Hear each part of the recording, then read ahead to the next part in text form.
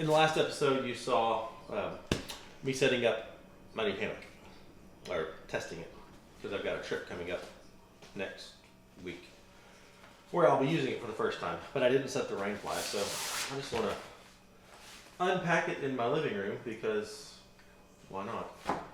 Just to check the connections, see how this. Ooh, okay, that's good. See how this one connects. All the connections that it has, tie down spots that it has, all that good stuff. This is nice. It's got the bluish, grayish color on one side, and then it's got a reflective coating on the other side. So either you put this down on top of you, kind of reflect some of your heat back, or you can turn it inside out and have this on the outside in the summertime to reflect that heat away from you, at least in theory. Cool. Yeah, hey, what? Where you at? I'm in the living room recording the video. You got clothes on? TikTok. What? You need to look at this TikTok. I don't know. Yes. Why? Because it's funny.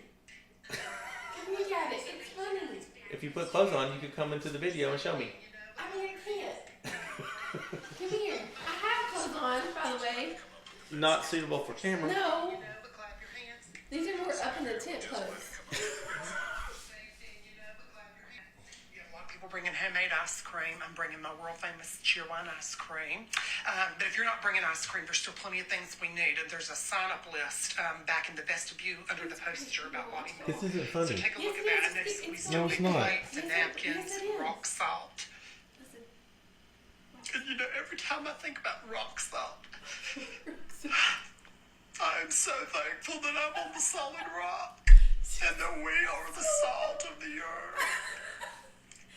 We are his rock salt. That's not funny. And that's why I scream. That's not funny. That's hysterical. No. Every day. That wasn't funny. It was I mean, it was hilarious. cute, but it wasn't funny. You have no humor and you don't know Jesus. Right.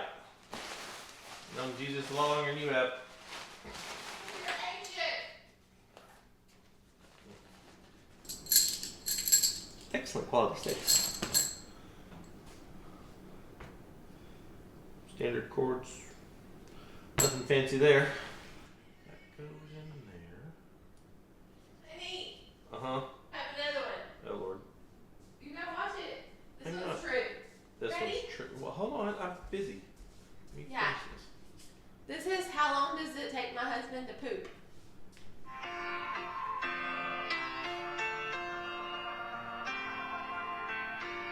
Question is not how long it takes to poop. The question is 525,600 minutes.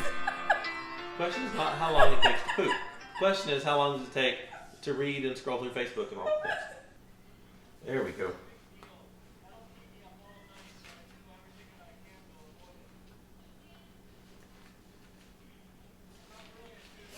Okay. Oh yeah, that's way cool. So it's got these little locking tabs. So when you want to tighten your rain fly up, you just pull and then it locks it in place.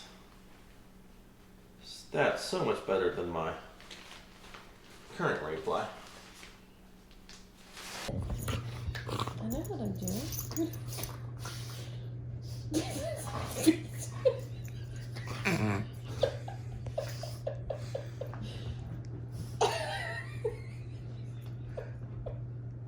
I'd feel bad for Oakley, but he asks for it every time.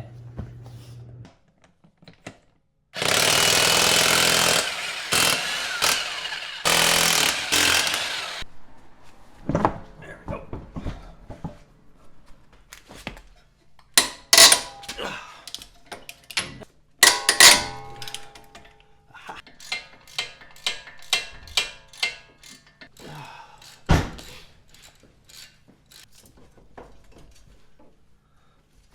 Bingo. Pull the axle out. There. Today on World Overlander, finally tackling the ball joints. You can see we've got most of it done and got Keely to help. I really hate this process. It's not particularly difficult. It's just a pain in the butt.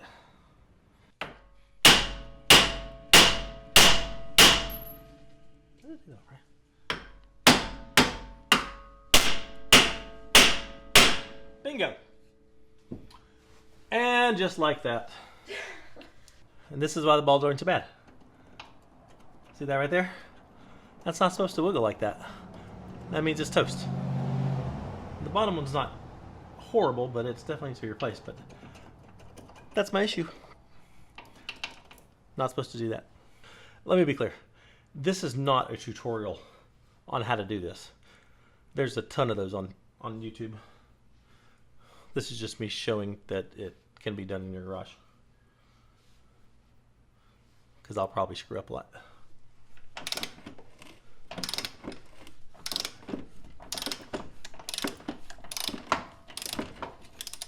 Ah, that wasn't so bad. Almost in.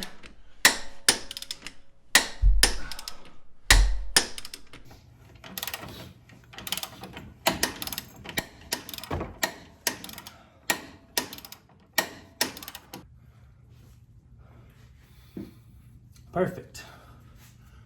Very good, very good.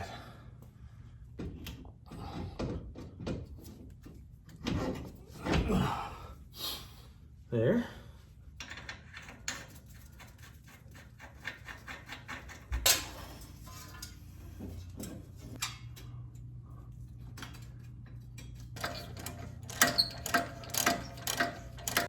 Anytime you're running spacers, always be sure to, when you add a little bit of Loctite when you put them back on.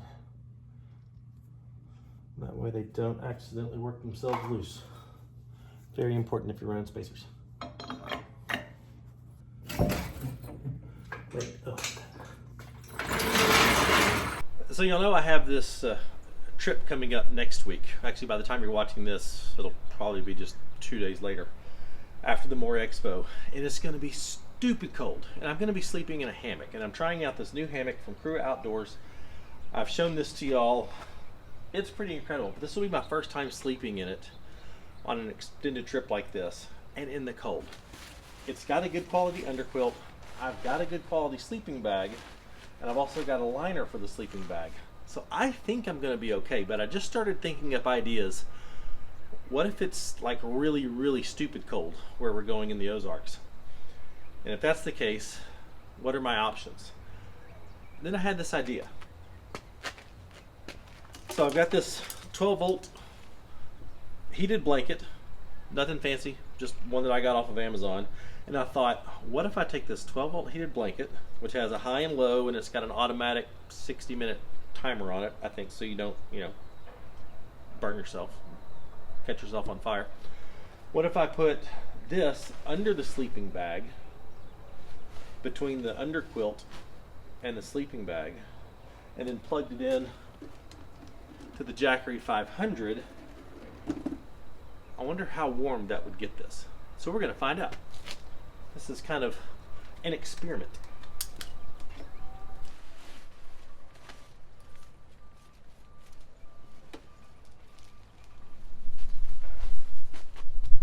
All right. We're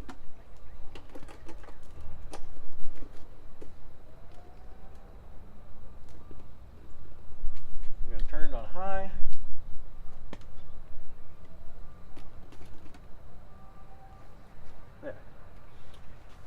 And we'll let this run for about 10 minutes, come back out and check on it.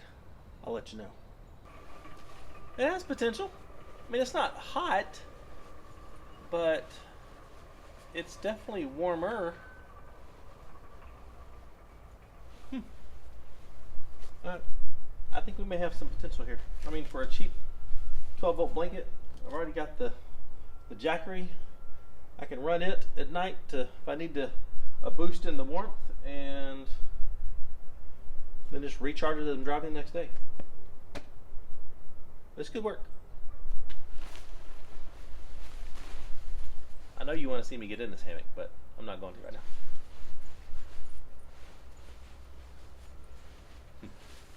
Okay, I think we may be onto something. I watch a lot of Venture Forward. Love that guy. And You're a stalker. I'm not a stalker. I'm just inspired by him. Ignore her. And I love the fact that he carries a kayak on top of his Jeep, so that anytime he's camped next to a beautiful lake or something like that, he can take his kayak down and, you know, go out in the lake. But I don't want a kayak like that. But I wonder how good these inflatable kayaks are. Because I think that would be awesome. Because that I could throw in the back of my Jeep. And if we're by a lake, nice stream with the... What happens if you get a rock? They're made for that. I wouldn't go whitewater rafting in one. It's just an idea. Anyway, so I'm looking on Amazon because I think this would be way cool. I mean, look at this one.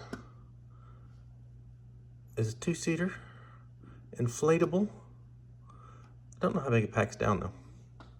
Doesn't have a picture of that. But I think that'd be perfect. This one has over 2,000 ratings, 4.5 out of 5 stars. Let's go down here and look at the pictures. Oh, here we go. Here's the bag. Well, of course, I don't have any dimensions of that, but I think that'd be awesome. Let's look at these guys' photos. Look at that. Go fishing. Yeah, that's dumb. That's not dumb. It absolutely is. If we get... That'd be awesome. I wasn't inviting you into the kayak anyway. This is for me. You can be back on the shore playing your Oculus or reading a book. Oh, just for that, I'm gonna put a clip in here now of her playing her new Oculus. Yeah, that'll be fun.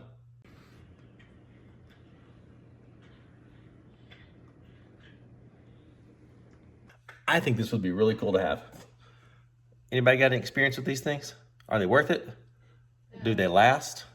Like if you accidentally run up on a rock or a stump, are they gonna puncture? Let me know, because I'm very interested in this. How are you? I'm good. How are you doing? Good. Oh man, happy to see you. UPS brought more goodies. I also sharpened my knife since the last video. Like butter.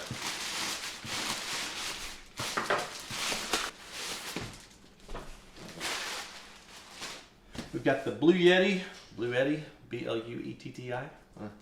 Their answer to the 500 watt battery power station things. And you're saying, but Matt, we know you just got a Jackery 1000, and you're right. But the weird thing, and the thing that's becoming difficult to get used to, but also really cool, I'll be honest with you, is the channel has grown enough that smaller companies like Blue Yeti are starting to reach out to me and ask if I want to check out their stuff and review it. And sometimes I say yes, in this case, and there are some companies that I've said no to. But it's just really weird to have people want to send you stuff. But I am super excited about this because it is different than the Jackery 500. Certainly not a competitor to the 1000. But it's got some features that the Jackery doesn't have. And the Jackery has some features that this doesn't have. So I'll obviously be doing a full in-depth review of this. But I'm crazy excited. It's got, I don't have my phone, but it's got a wireless charging option right here on the top. So you can just take your phone and drop it here and charge it. How cool is that? I'll deal with the rest of that later. And they also sent, this will be another comparison that I do. And I have never seen this before. I think I can wait to it. And it's very compact. This is their solar panel. Let's check this out. So it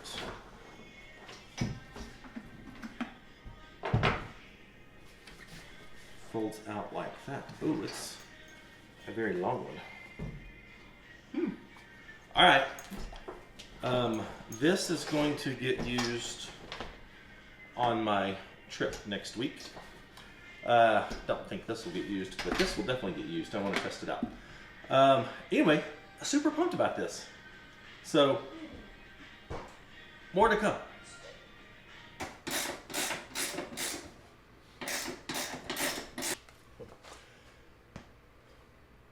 If you've watched any of these Real World Overlanders before, then you know that we have the legit roof rack from Chief Products coming tomorrow, so we can finally use the rooftop tent, because the roof rack that's on the factory roof rack on the Grand Cherokee is total crap. It is only designed for throwing kayaks up there, bicycles, no real weight rating whatsoever. So the aftermarket roof racks actually spread the load to the stronger part of the roof. Why Jeep didn't do that originally, I don't know. But step one, rooftop tent's got to come off. I don't know if other rooftop tent manufacturers do this or not, but I am crazy grateful that the Global Road Outdoors tents include the appropriate wrench in ratcheting format. Super handy. This is a hardtop hoist for a Jeep JK, which is what Kara had before she got the Grand Cherokee. But now it works great as a rooftop tent hoist.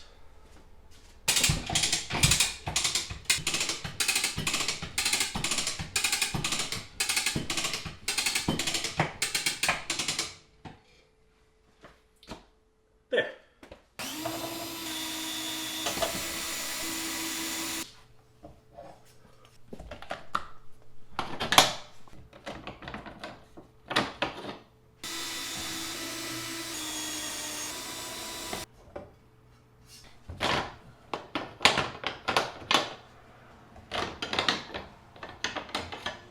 I think that's a wrap for this episode. Thanks so much for watching. Like, subscribe, bell icon, all that stuff. Really, really appreciate all the new subscribers, all the growth that this channel has had just already in 2021. It's been crazy, so crazy. To think that people actually care to watch this stuff. It's just, some of it's just so random, but really appreciate it. To think that companies are now starting to reach out. Hey, will you check out our product? We value your opinion. I don't know why, but it's cool and I appreciate that.